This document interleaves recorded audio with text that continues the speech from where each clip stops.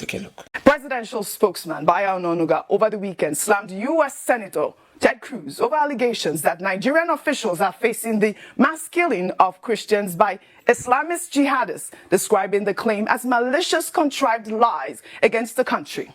According to Ononuga's statement posted on X, Nigeria does not have a religious war, and terrorists operating in the country kill without discrimination based on faith. Ononuga explained that the degraded Boko Haram terrorists operating on the fringes of Nigeria's northeast target everyone, including farmers and soldiers, while emphasizing that bandits in the northwest have killed worshippers inside mosques, demonstrating that Christians are not being specifically targeted. He then went on to assert that Nigeria maintains religious harmony, directly challenging Senator Cruz to stop the malicious lies. Well, Senator Ted Cruz's office in their legislative proposal unveiled last week outlined plans to hold Nigerian officials accountable through powerful sanctions and other tools, claiming that state officials are ignoring and even facilitating violence against Christians. And I'll take this tweet. This person, in response to Ononuga, says, Ononuga's outburst at Senator Cruz was more defensive than diplomatic,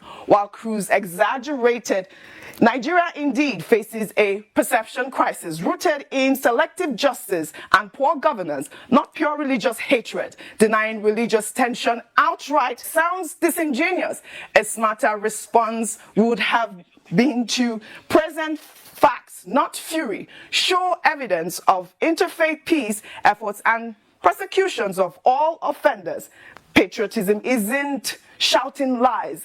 It's proving them wrong with truth and transparency. Dr. Abati, I'd like to come to you with this comment. I'd like for you to unpack these stories. We started off with, the defense by Garba Shehu saying that, Jonathan was lying, and we saw those excerpts from, various newspapers saying that, Boko Haram did nominate the late former president as a negotiator. And then the response from Ononuga to Senator Ted Cruz. Your response, please. Okay. And I'll come to you.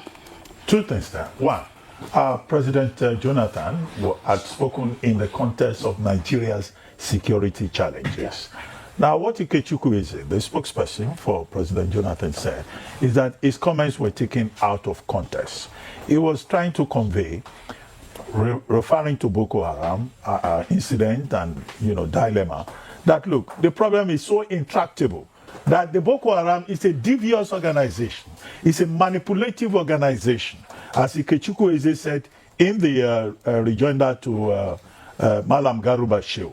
And that part of their mischief was that at a point, when the Jonathan government was trying to solve the problem, they even said President Buhari will be the one that will negotiate on their behalf.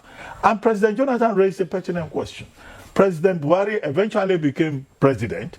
Now, during his own tenure, if he was actually the patron of Boko Haram, he would have been able to ask them to just, say, please give me peace, allow me to reign. So I think that the more fundamental issue is about the issues discussed by General Rabo in his book about the security challenges that Nigeria faces. I think that is what we should all focus upon.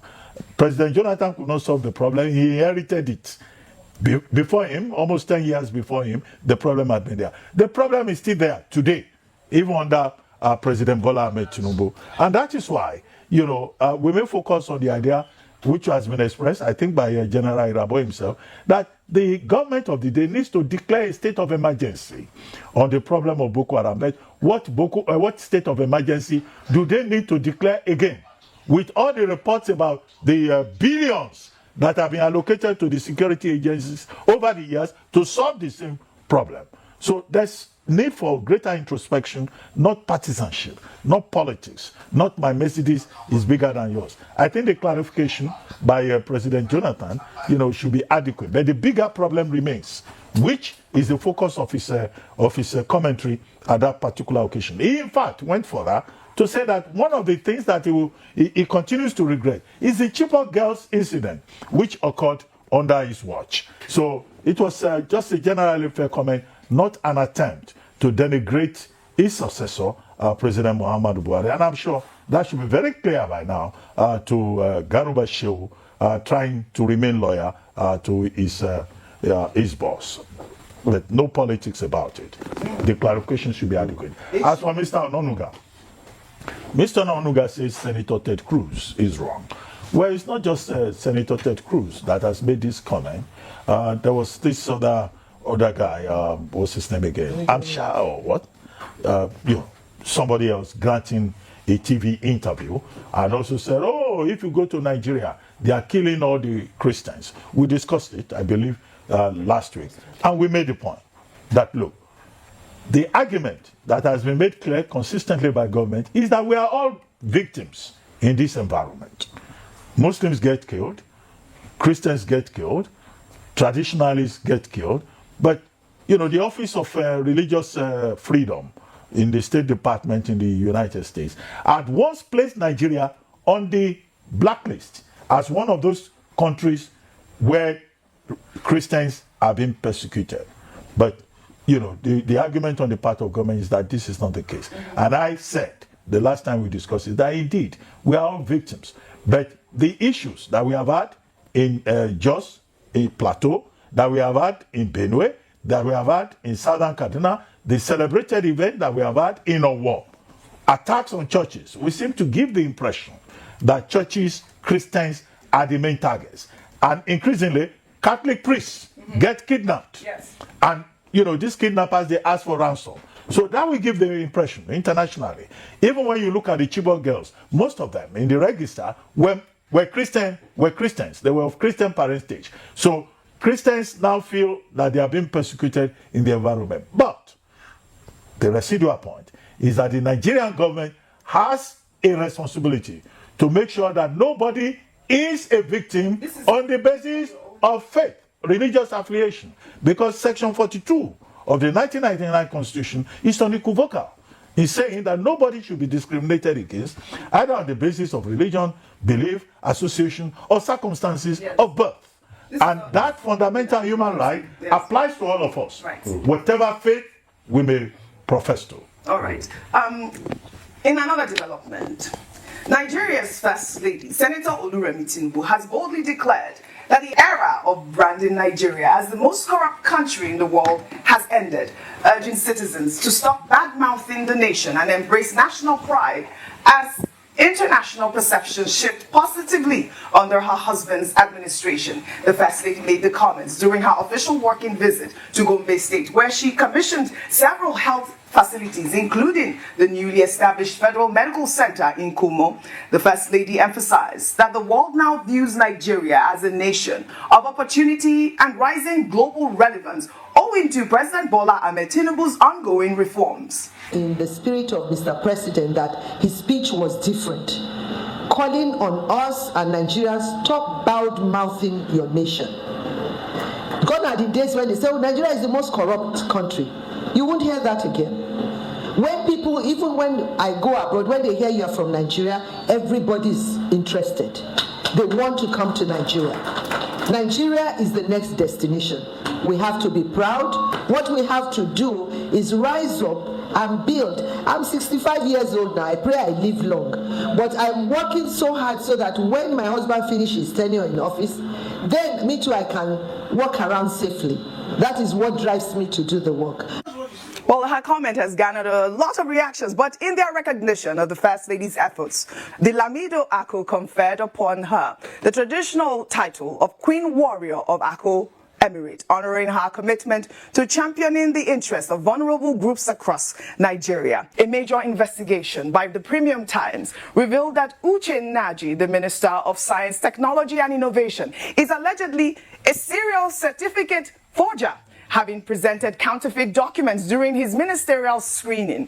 The University of Nigeria, Nsukka, in a letter, officially disowned his Bachelor of Science degree certificate, confirming that Naji was admitted in 1981, but did not complete his studies and was never awarded a degree. This finding follows an earlier verdict from the National Youth Service Corps, which similarly could not authenticate the certificate of national service Naji submitted, highlighting multiple forensic discrepancies, including an impossible signing date, and an incorrect organizational title confirming the document was a forgery. Well, as of now, Uche Nnaji has not responded to this investigation or made any public comments on the report. Well, social media has been awash with reactions, and I'll take Chidi Odinkalu's post on X. He wrote, "In case you missed it, Nigeria's Minister of Science, Technology and Innovation, Uche Nnaji, forged his degree certificate from UNN, Nigeria." Well, he went on to say, "If that's not innovative, I don't know what is." Another ex-user wrote, "The rhetoric surrounding Uche Nnaji is a sponsored political gimmick orchestrated by the opposition party in Enugu. Those who are spreading fake news about Uche Nnaji will soon face the consequences."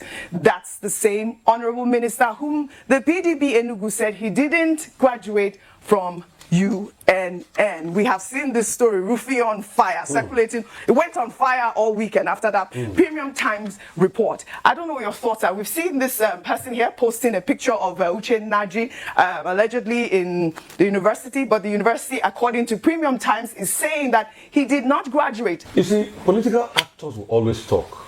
And you know why they talk? Because we have a culture of corruption. Uche Nnaji, in court deposition, that was released by Premium Times, was the one himself that said that he did not finish from that school. So, you see, it's part of the corruption procedure. You can bring out a booklet that shows the fact that he was part of graduating said. But the Vice Chancellor was the one that confirmed, because, Oji, do not forget, that a letter was first written by People's Gazette, where the registrar said, oh, truly he went to the school. But that registrar, in another public complaints commission in deposition, said that was not true. So it was in the deposition that he talked about, court deposition forwarded by Premium Times, that he said that he did not finish from the school.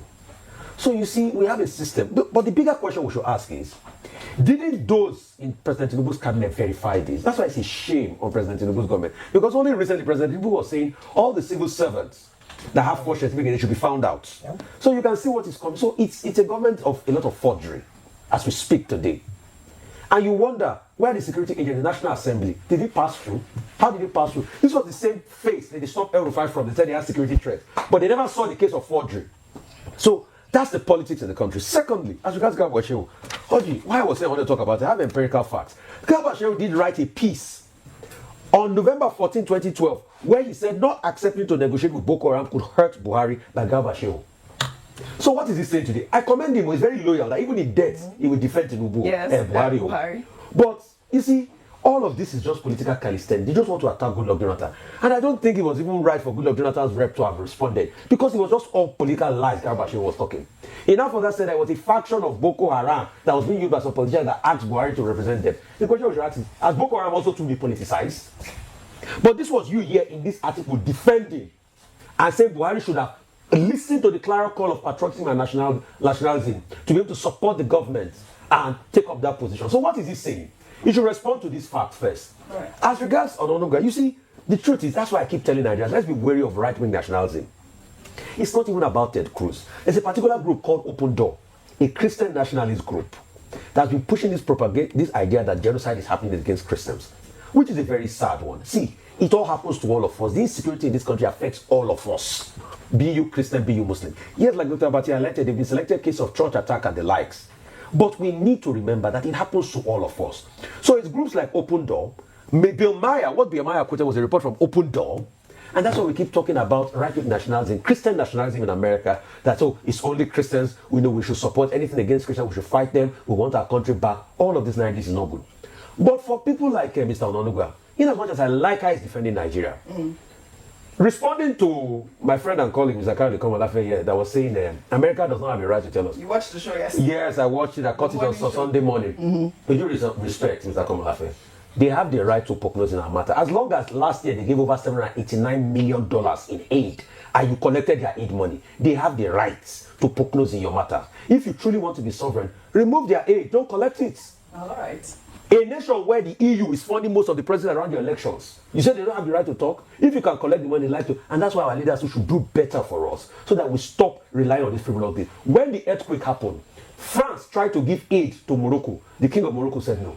That's a nation that stands tall for its own. All right. Well, all right. In another development, the Minister of Works, Deibu Mahi, represented by President Bola Ahmed Tinubu at the commissioning of the 6.7-kilometer Port Harcourt Road and 7 other road projects in Abia State last week, commended Governor Alex Otti for restoring the lost glory of the city and expressed confidence that given this speed of work, the entire state will be fully recovered by the end of Governor Otti's tenure. Governor Otti, in turn, commended President Tinubu, saying that Abia State is partnering with the president. It is important to note that Mr. President and I have been friends for decades.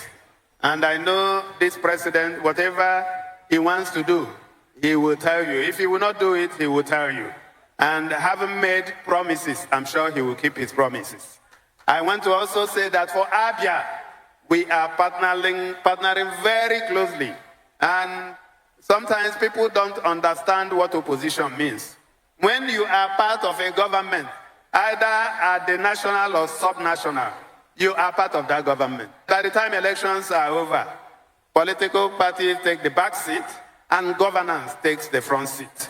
So it does not pay for anyone to put himself in a position where he will constitute an opposition, because you can't be opposing yourself. Such great news, great initiative. Finally, we're seeing this sort of initiative come into fruition. Congratulations to the BUA group and, of course, all of the good works that have been going on in those areas. Dr. Abati, your thoughts also on Alex Otti, really quickly. Yeah, congratulations to Alex Otti of Abia State. Yeah, well, you know, he's saying that he has been a friend of the president for a very long time and is pledging loyalty to him. Yes. Follows the trend. Yes. You know, you have many governors across the country from one state to the other saying we support President Tinubu. But it's good to see that what it actually means is that the federal government is also touching the lives of the people in Abia State. And also the Minister of Works, who was there, saying they are looking at the Benin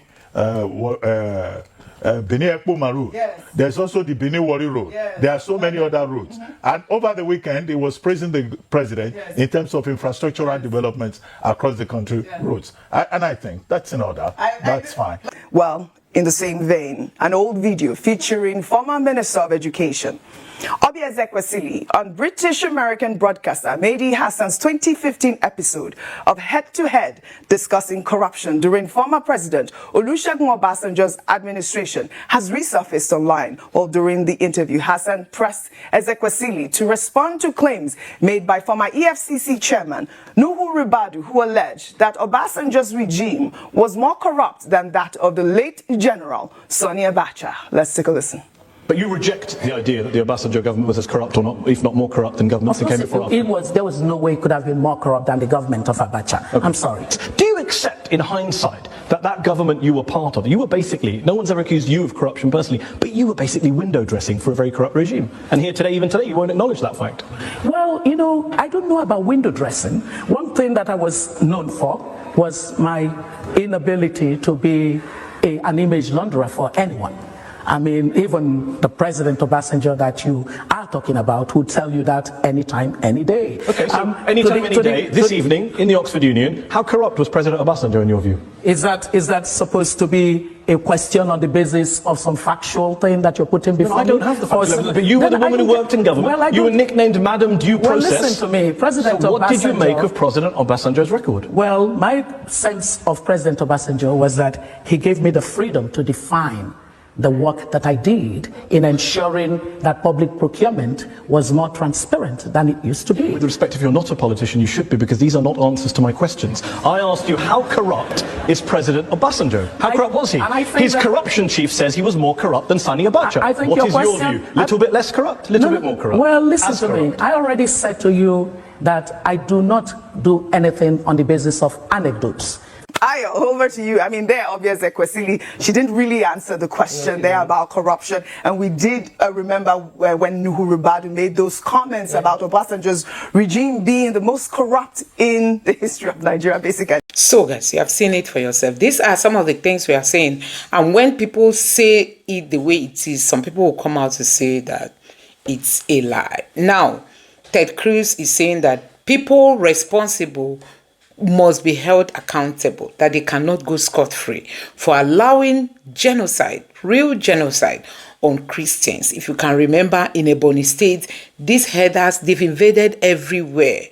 Nowhere is safe. And why people will not be talking about the Muslim community, yes, they are also being attacked, is because they allowed it. They allowed it. They called Boko Haram freedom fighters. They embraced it. And now, how do you want to tell the world that they should also be talking about them killing Muslims? If the northern leaders had come out at the initial time to say no to these guys, I don't think they would have grown the kind of wings that they have today. Anyway, guys, our own is to say it the way it is, and the government should start taking measures to curb insecurity in Nigeria. Because as for targeting Christians, you can see it. Even Lai Mohammed confirmed it. Let me know your thoughts in the comment section below. Please don't forget to subscribe and turn on the bell notification. Thank you.